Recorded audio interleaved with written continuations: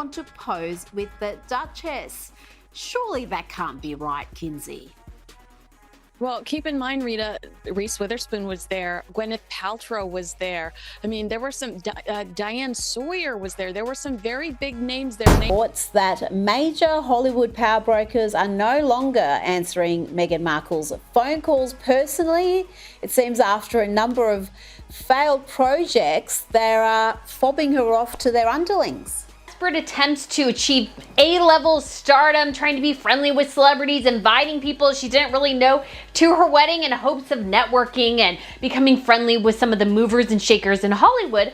Are people starting to really keep their distance from the toxic? The Duchess of drama is at it again, and this time even Hollywood's brightest stars are pretending she doesn't exist. Yes, Meghan Markle, once the toast of both the royal stage and Hollywood, is finding herself in a situation so icy that even A-listers are strategically dodging her. The gossip isn't just whispers anymore. The silence surrounding Meghan is deafening, and the reason, the entire entertainment industry has quietly decided she's simply not worth the trouble. Meghan reached out allegedly to Reese Witherspoon and tried to have her on the Archetypes podcast. Season 1 was denied. We continuously hear the name Gwyneth Paltrow and Meghan together because of the launch of American Riviera. What started out as little murmurs at Hollywood lunches, an agent here, a producer there, quickly snowballed. Meghan's name, once said with admiration, is now spoken with caution. At first, insiders mentioned her casually, almost playfully, at industry mixers. But it didn't take long before the tone changed. Instead of up-and-coming power player, Meghan was being branded something no star ever wants to be called: a problem. If you want to understand just how dire things are, look at the agents. In Hollywood, agents aren't just matchmakers for deals, they're lifelines. They connect celebrities with projects, press, and people that keep their careers alive. And now, those same agents are whispering warnings. Their message is sharp, simple, and devastating. Stay away from Meghan Markle. And this isn't idle speculation, it's confirmed. Multiple insiders say Meghan's name has been flagged in conversations across Beverly Hills' biggest agencies.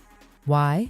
Sykes in the Times out of the UK. Rita, this is a conversation you and I've had for years. I guess we could just say thank you for confirming what we've been telling you forever.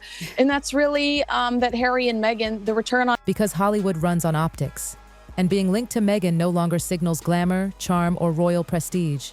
Instead, her presence screams drama, controversy, and endless baggage. No one wants to risk becoming a character in Meghan's never-ending saga, especially when her brand seems less about star power and more about playing the eternal victim. It gets worse. That they had dinner together, although we never saw photographs of that dinner either.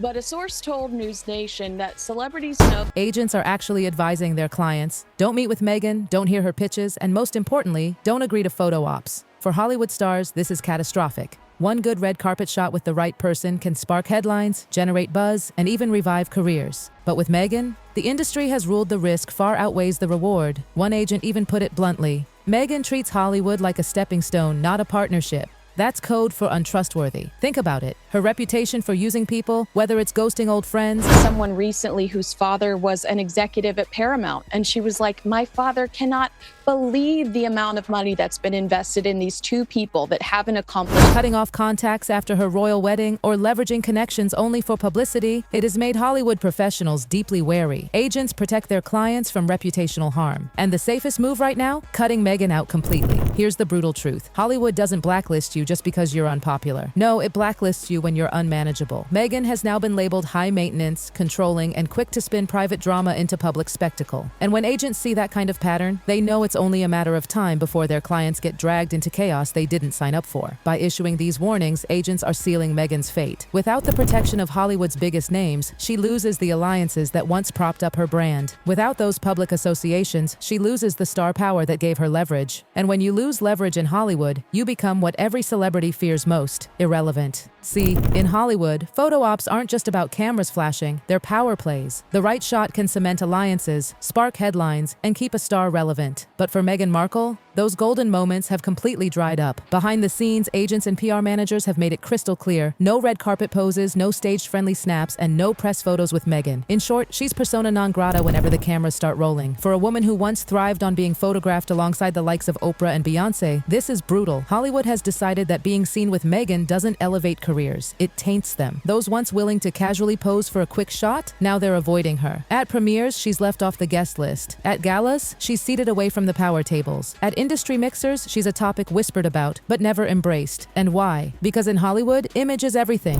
Meghan's image is now toxic, radioactive even. Instead of glamour, she's associated with lawsuits, feuds, and failed projects. Nobody wants their name trending on Twitter for standing too close to the Duchess of Drama. It's simply not worth the backlash, the negative press, or the icy glares from their own management teams. And let's be clear, the freeze-out isn't just social, it's tactical. Hollywood's publicists, the puppet masters who decide who gets photographed with whom, have quietly moved Meghan onto the do not pair list. That means even if she somehow lands an invite, she won't be standing shoulder to shoulder with the industry's elite.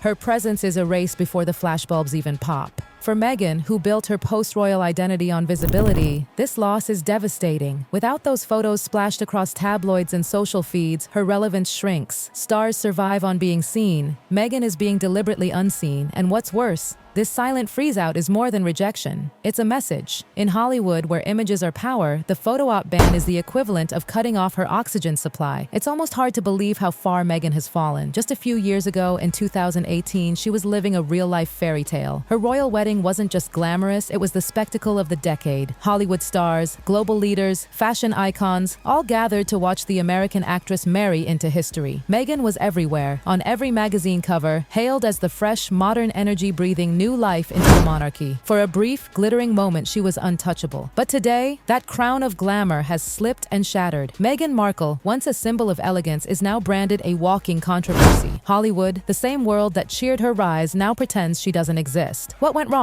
Meghan never managed to convert her royal prestige into lasting Hollywood power. Instead of cultivating long-term trust and stability, she leaned too heavily on victimhood narratives and flashy stunts. Her projects, the Netflix deal, the Spotify podcast, were hyped as revolutionary. But under scrutiny, they fizzled. And in Hollywood, where reputation is everything, that's fatal. The humiliation deepens when you see how fast the tables turned. Meghan went from mingling with the Clooneys and Oprah to being quietly blacklisted from Hollywood's A-list gatherings. One day, she's waving from a royal carriage. The next, she's struggling to land appearances outside of charity panels and staged events. The glitter has worn off, leaving nothing but the impression of desperation. And that's the sting. Meghan's story didn't have to play out this way. She had the connections, the sympathy, the spotlight to craft a lasting empire. Instead, she weaponized relationships and doubled down on drama. In Hollywood, that kind of recklessness doesn't just hurt you in the moment. It follows you forever. Her Oprah interview was the turning point. At first, it drew sympathy. Meghan appeared vulnerable, sharing stories of racism, isolation, and mental health struggles. Hollywood insiders nodded along, sympathetic to her pain. But then,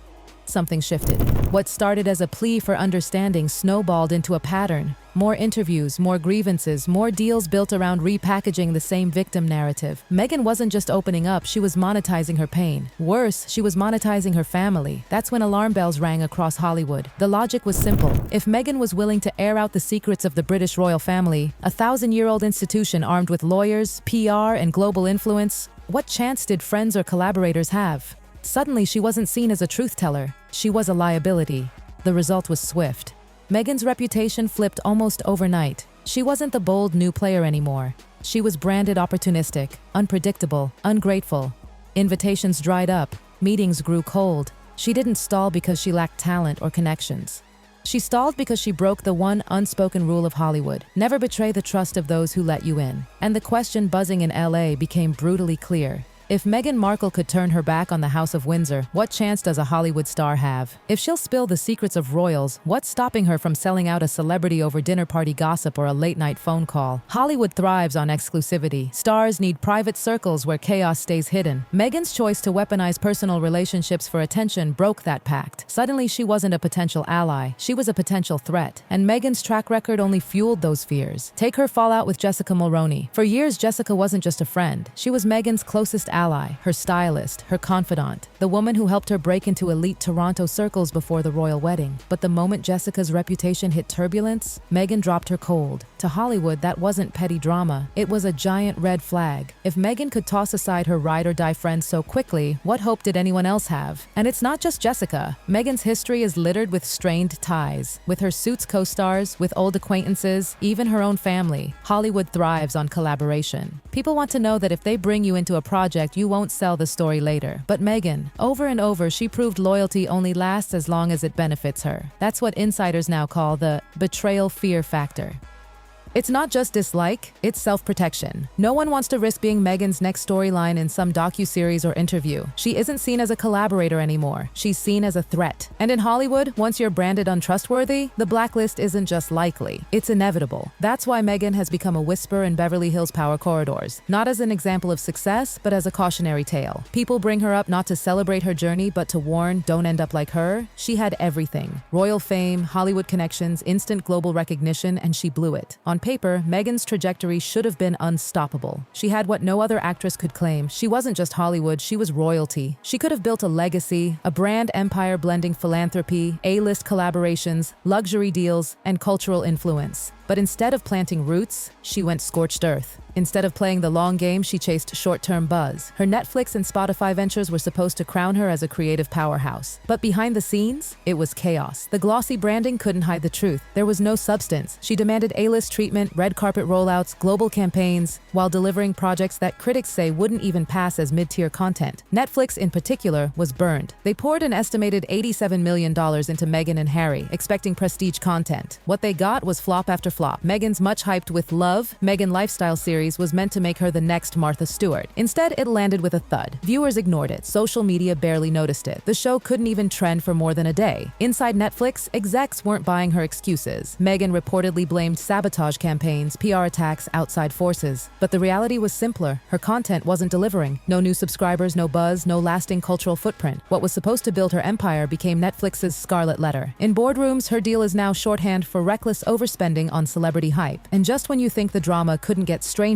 along comes the Taylor Swift paranoia. According to insiders, Meghan genuinely believed that Swift's engagement to Travis Kelce was timed to sabotage her Netflix launch. Yes, Meghan Markle thought the world's biggest pop star planned her love life around Meghan's streaming release calendar. The idea is laughable to everyone else. Taylor Swift doesn't need to plot against Meghan Markle. She's in her own stratosphere. But inside Hollywood, Meghan's fixation became yet another red flag. It wasn't just paranoia. It was proof of detachment from reality. And when you're in an industry built on collaboration, bringing someone in who interprets neutral events as personal attacks is a disaster waiting to happen. It's the same pattern again and again. Meghan blaming conspiracies, spinning rivalries, projecting sabotage. The woman who once hired aggressive PR firms to spin her own image now accuses others of the very tactics she mastered. It reeks of hypocrisy, and Hollywood is tired of the drama. And then came the Dolly Parton fiasco. Meghan thought she could secure her Hollywood comeback by pairing with the Queen of Country herself. To Meghan, Dolly wasn't just a guest star, she was validation. But Dolly, ever savvy, politely declined. She didn't want the brand damage of being tied to Meghan's chaos. Insiders say the refusal hit Meghan like a ton of bricks. She reportedly spun it into another conspiracy, convinced Kate Middleton had somehow influenced Dolly's choice. But the truth was simple. Dolly Parton, beloved by millions, wasn't about to risk her golden reputation by aligning with Meghan's sinking brand.